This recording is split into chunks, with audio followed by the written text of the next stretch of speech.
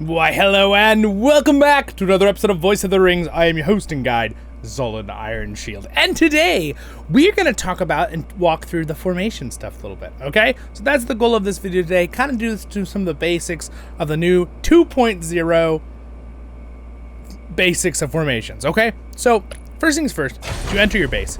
You go to Armory, and then basically down here, I heard you can have a total of 10. In fact, we're going to read a little thing here because they gave us some information here that I think is very important. It is right here, so this is really awesome if you already got this. It says Army Introduction. One army is made up of 4 formations, so we'll talk about it in more detail in a second. Each formation consists of 1 commander and 1 type of unit. The commander of the main formation is the commander-in-chief, okay? So whichever one's in the front there on the bottom left, okay? I will talk about this more in a second. Commander-in-chief and common commander.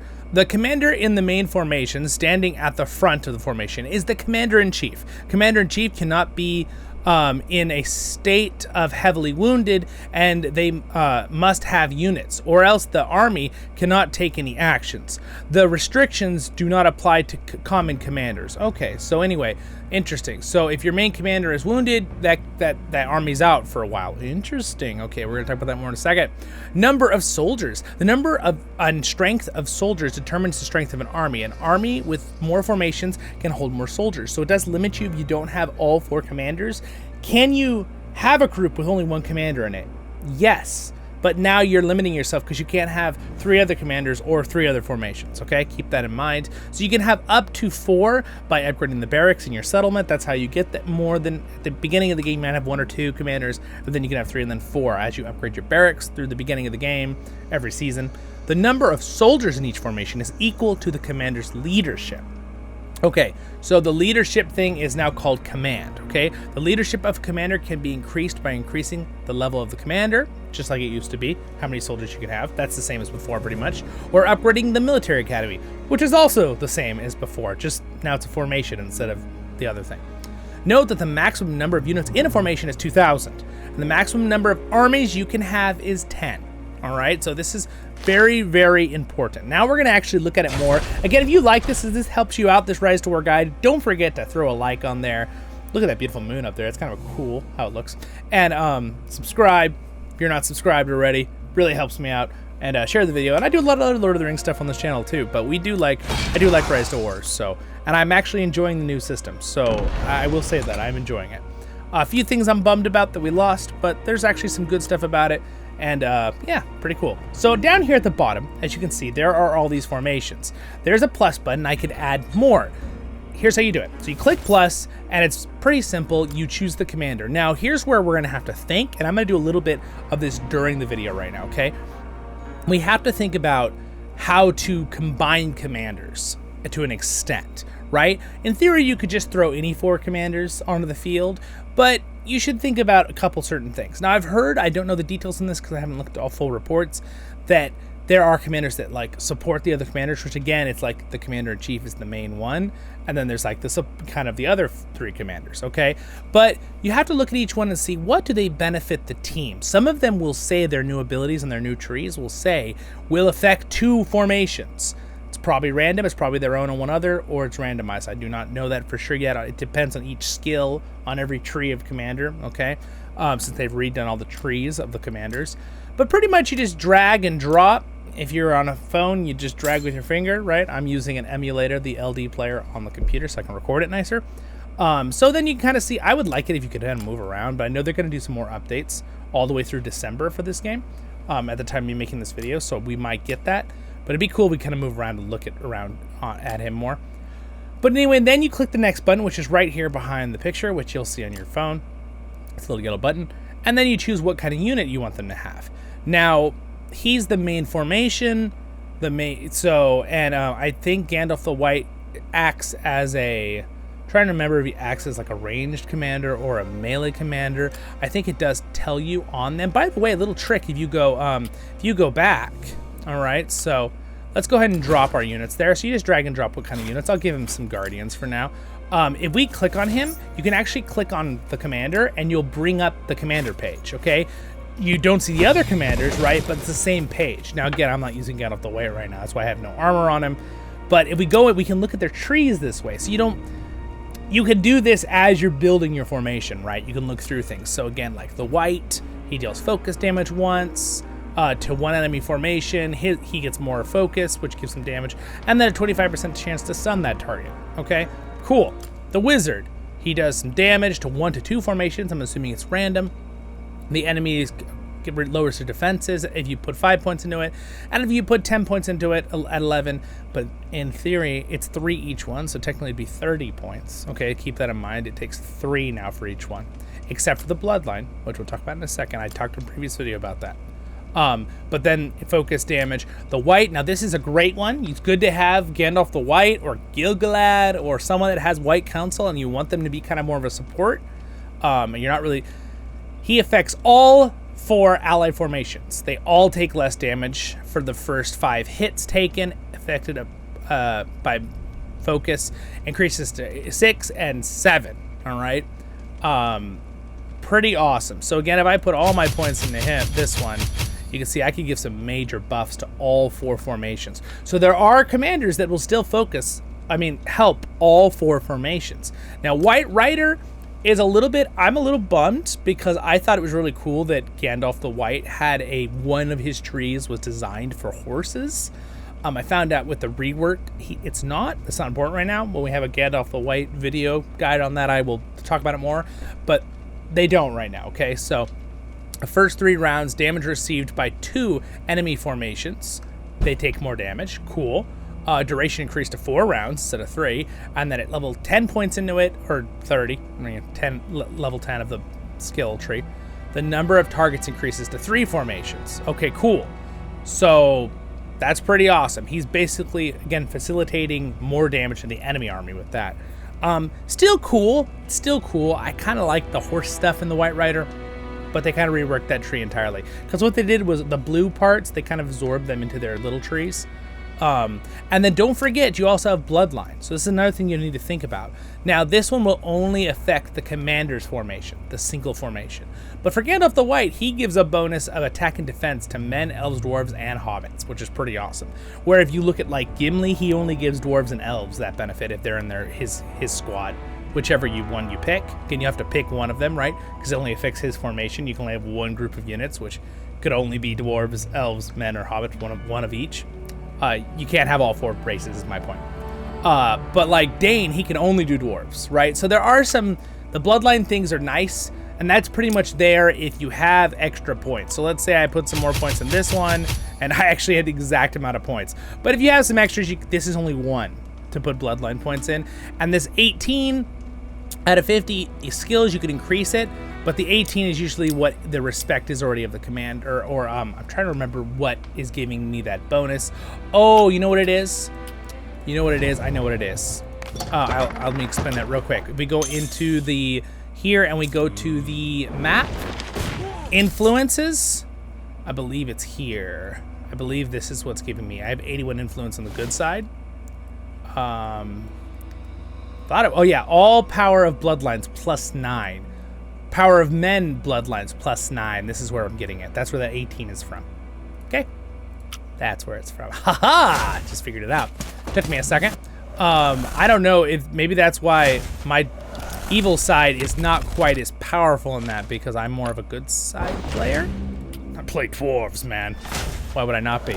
But anyway, it's kind of cool. So let's talk a little bit more about formations. We're getting sidetracked. All right, so again, there are 4 groups, okay? So as you create them, all right, you have your 4 groups. You can adjust them by left-clicking and changing out commanders, and then changing out their unit even by continuing the little continue button here in the corner. And then you can, bring it down to 1, literally 1 unit. The only reason I think you'd have only 1 unit is if you were doing like sending him out to do some kind of like repair the rebuilding glory, like you send him out to do something like a single unit. So yes, in theory you could have and also you can click the little button here in the corner. Let me go away for a second. That one, and if you click that, you can give recharge all your units immediately, that kind of thing. And you can go through and do that with all of them. You can see I have certain commander groups already set up. So I'm thinking about who am I really going to use, okay? That's what I'm kind of thinking about right now. I've been deciding this whole time. I'm like, what am I going to use, all right? So right now, I'm in the boat of my main groups are going to be this one, which are all basically horse buffs. They all can buff horses, all right? Imrahil's actually going to get used, yay! He has a cool buff that 2 medium units in 2 allied formations. And medium units, we have to talk about this, so there are different kinds of units now. Pretty much it comes down to small units are infantry units, medium units are cavalry, right? Okay, cavaliers or whatever, units. I think I said that word wrong, sorry.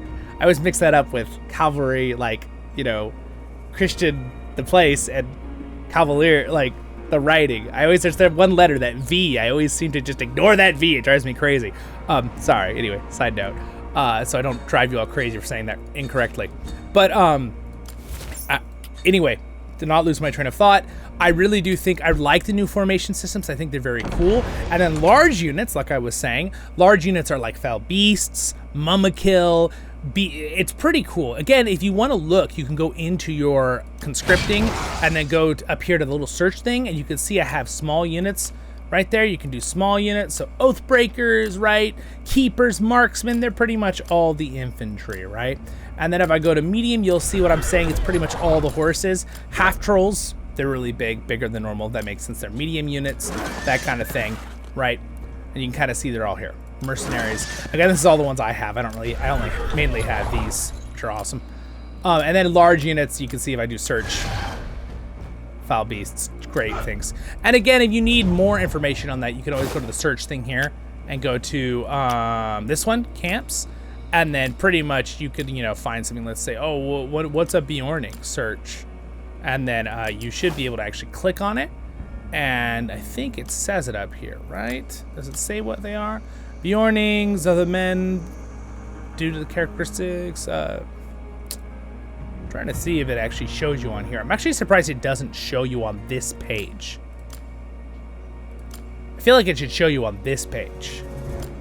This is countering. I guess it's a small unit? I think that's what it's... I think it's a single, so I guess it's a small unit. Let's see if I'm right on that. No, that's... Never mind. Countering. That's just a thing showing you information. Never mind. Don't look at that. Don't look at that. Pretty much, you're gonna have to. I'm wondering if you can actually go on to. I'm sure there's a. I'm sure you could probably go into the tavern thing here too, the little tavern button up there, and go online here with their the little social media thing.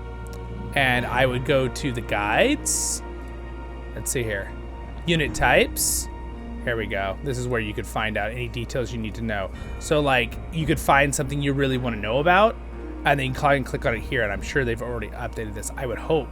I don't know. They just did the update. Maybe they haven't updated it. Let's see. Let's see what warlords are considered. Does it tell us what warlords are considered? No. Oh, no one's discussing the topic? Oh, well, that doesn't help, it does it? No, it doesn't. I thought that would give us all the unit information there.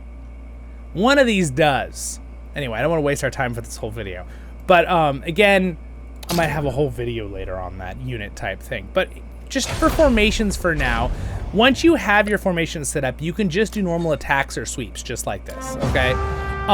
One thing I'd love to see visually updated is right now we still have the update for whoever is the commander-in-chief, as they called it, right at the beginning of this video. Like, for example, Gimli is in this group. It just shows him. I kind of think it'd be cool if they showed him in the front and like the other three commanders behind him all walking together, and then, you know, just make the icon a little bigger, you know, a little bit, you know, all the commanders. What do you guys think? I'd like to see them all. I think that would be cool. Here, let's do my free roll today while we wait for that walk. See if I get lucky. For the video? No, nothing. Yeah. All right. Anyway, that's important, guys. If you're going to play this game free to play, you got to roll that every day. Free. That free roll. All right. But yeah, it's I'm actually really enjoying the new system. I really am with the formations and stuff. I'm a little sad with the removing of the tree, but here's the teams I think I'm going to go with. I think I'm going to go with the Witch King leading with Gothmog and I always forget this guy's name. Gorbag and what's this guy's name? I don't play the evil side enough. Oh, Grishknak. That guy. So that's one team I'm doing, and then I'm gonna have Falcon lead another team with Ori and Ballin, and I'm debating if I want Legolas. Legolas buffs dwarves too in his bloodline, and also one of his things with the new tree. It does Dwarf Friend. He gives buffs, and his bloodline here buffs dwarves too. So I'm debating if I'm going to use Legolas with the group. I think it might be a good pick since I'm a dwarf player, and I need one more character that can buff dwarves. So I have 2 groups of dwarves. I'm sure we'll get more dwarf characters in the future, but until that time, Legolas is a friend to dwarves, so we might use him. And then I've got Elrond with his family. It actually kind of worked. I don't know if I'm gonna actually end up using him, but you can see this was just me just thinking. That's why they all have 1 unit. Arwen and Elrohir and Eladin. And then I have Gilgalad with Celeborn, Haldir, and Galadriel. Again, these are kind of themed. I don't know if I'm gonna use these ones. I'm really probably only gonna have the resources to make 2 or 3. So I'm pretty sure I'm gonna have the Witch King's group as my evil one if I play evil side. And I have Gimli leading the 3 other dwarves and Falcon leading these other ones with Legolas. And then I may work on this group as my other group, like with horses. That's kind of my thought right now. Gandalf the White here, I was thinking, should I use something? And then I also have like an Easterlings team. But, it would be good to have a second evil team, which is why I think maybe my scraps I'll put into this group. But yeah, since I don't usually play I don't ever play roleplay usually, so I can play both evil or good units. I think I'll probably leave it. But anyway, let's look at attack. So here's what it looks like now with a new attack. You could see this mob I fought only actually had 3 commanders because it was kind of a low level mob, but I wiped it out. I love these little bars at the top. The little bars remind me so much of the Battle for Middle-earth auto-resolve battles on the War of the Ring campaign mode from the expansion, The Witch King, Rise of the Witch King. You guys remember that? Where it was like a map, like a risk board map game, kind of like this, where you had the little like auto-resolve bars that would go chink, chink, chink, chink as they were fighting when you auto-resolved. I love that. So anyway, I saw that. I love that it looks similar on this game. I wonder if they got inspiration. I don't know.